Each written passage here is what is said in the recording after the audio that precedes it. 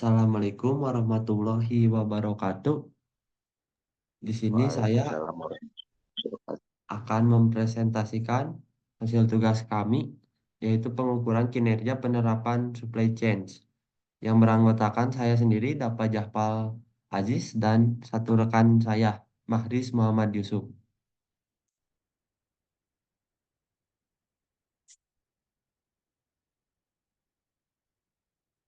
Supply chain management.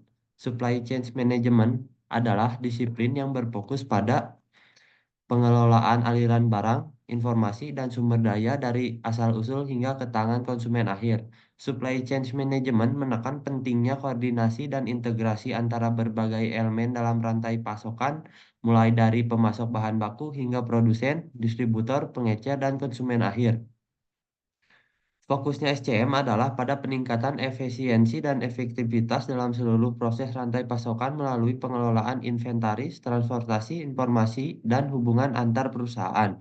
Secara keseluruhan, SCM menekankan pentingnya pendekatan sistemik dan terintegrasi dalam pengelolaan rantai pasokan di mana kolaborasi, teknologi, dan manajemen risiko memainkan peran penting dalam mencapai efisiensi operasional dan keunggulan kompetitif. Selanjutnya ada pengukuran kinerja supply chain management. Pengukuran kinerja supply chain management adalah suatu proses untuk mengevaluasi seberapa efektif dan efisien rantai pasokan dalam mencapai tujuannya.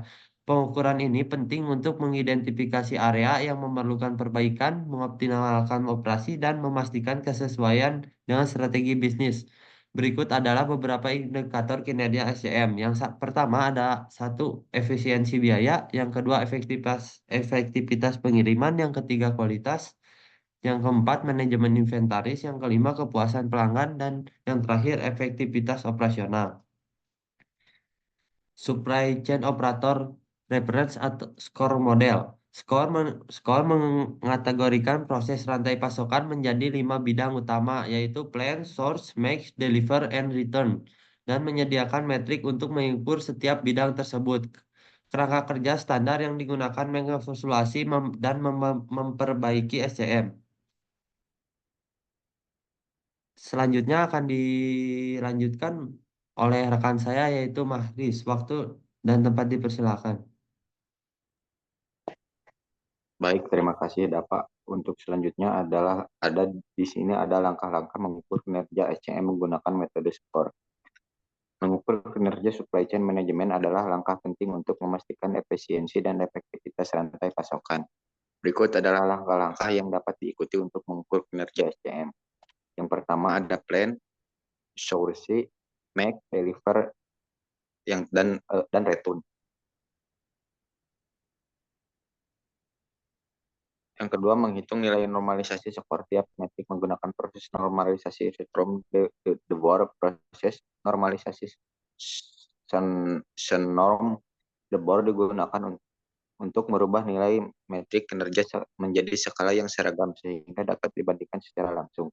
Langkah-langkah untuk menghitung nilai normalisasi skor tiap metrik menggunakan proses normalisasi senorm the board adalah sebagai berikut. Yang pertama, menentukan nilai maksimum dan minimum, identifikasi nilai maksimum Xmax dan nilai minimum Xmin untuk setiap metrik yang akan dinormalisasi.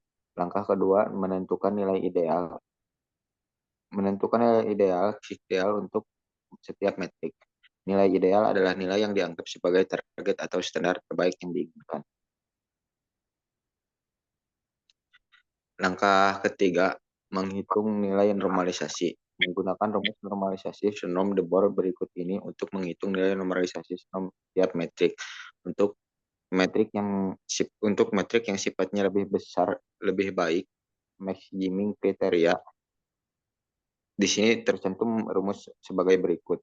Untuk metrik yang sifatnya lebih baik, minimum kriteria yang tercantum sebagai berikut.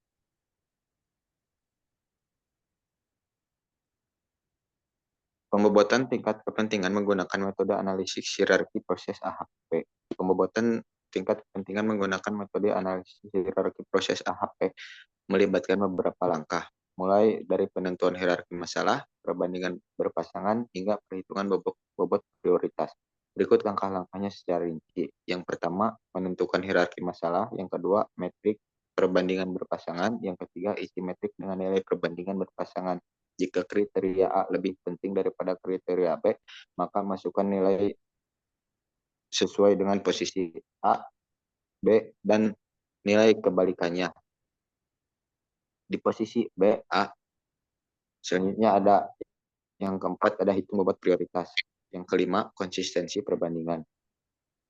Kesimpulan, bobot prioritas untuk kriteria telah dihitung menggunakan metode AHP dengan konsistensi yang dapat diterima. Bobot ini dapat digunakan untuk menggabungkan nilai normalisasi dan dari langkah sebelumnya, memberikan gambaran komprehensif tentang kinerja SCM.